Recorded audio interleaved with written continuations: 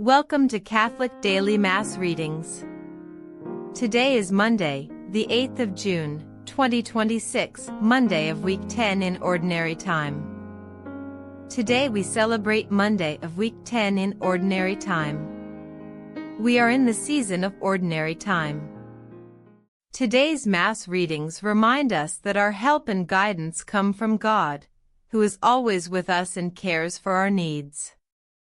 In the story of Elijah, we see how God provides for him in the wilderness, sending ravens to bring him food and a stream to quench his thirst, showing us that even in difficult times, God is always looking out for us.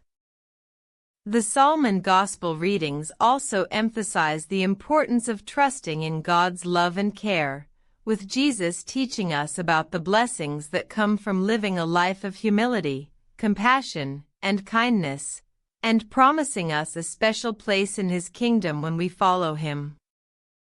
By reflecting on these readings, we are encouraged to have faith and trust in God's goodness, and to strive to live out our values of love, mercy, and peace in our daily lives.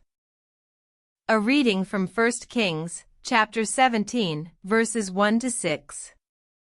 Elijah the Tishbite, of Tishbe in Gilead, said to Ahab, "As the Lord lives, the God of Israel whom I serve, there shall be neither dew nor rain these years except at my order."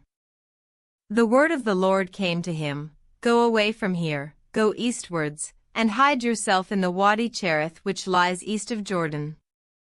You can drink from the stream, and I have ordered the ravens to bring you food there." He did as the Lord had said. He went and stayed in the Wadi Cherith which lies east of Jordan. The ravens brought him bread in the morning and meat in the evening, and he quenched his thirst at the stream. A reading from the Holy Gospel according to Matthew, chapter 5, verses 1 to 12. Seeing the crowds, Jesus went up the hill. There he sat down and was joined by his disciples. Then he began to speak.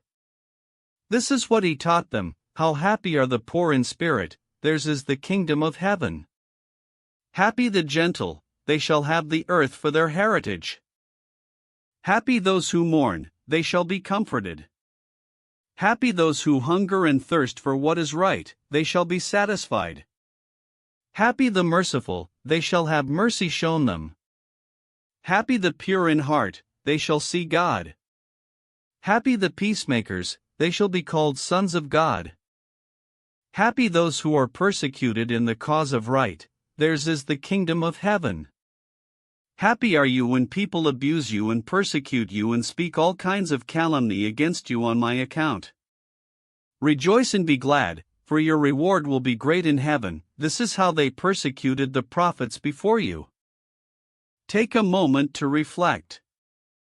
When Jesus saw the crowds, he went up the mountain and began to teach his disciples, saying, "Blessed are the poor in spirit, for theirs is the kingdom of heaven." Like Moses, Jesus delivered divine teaching, but instead of issuing commandments, he proclaimed invitations to partake in God's life.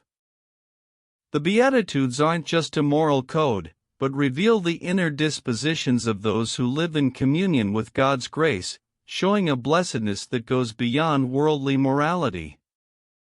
Jesus didn't receive these teachings as a prophet, but delivered them as God, writing them on the hearts of those who received his wisdom and faith.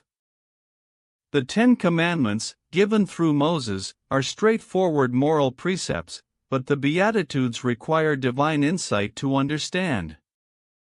At first, they can be challenging. Why would anyone want to be poor in spirit, mourn, be meek, or suffer persecution?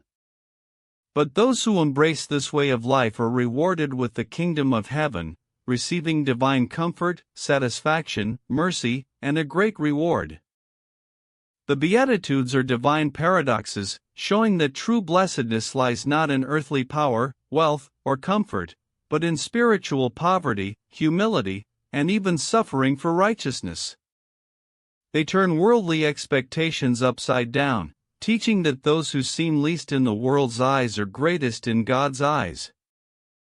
By embracing these paradoxes, A disciple of Christ discovers that what appears to be weakness is actually the path to divine strength, and what seems like loss is the means to eternal gain. For those who are weak, poor, or afflicted, the Beatitudes offer profound consolation. Divine wisdom is the fullness of truth, accessible only through grace, and no amount of human reasoning can fully unveil the depth of the Beatitudes. Only God, through His grace, can open our minds and hearts to their truth. As we navigate life's challenges and competing opinions, we're reminded that the Beatitudes offer a unique perspective, one that values humility, compassion, and righteousness above all else, and invites us to live a life that's deeply rooted in God's love and wisdom. Let us now still our hearts and turn to God in prayer. Lord, help us to embody the Beatitudes in our lives, to be poor in spirit, gentle, and merciful.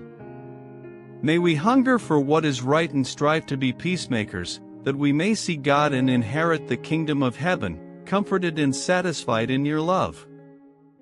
Thank you for joining us for today's daily Mass readings. God bless you and your family. Subscribe for daily readings, and we will see you tomorrow.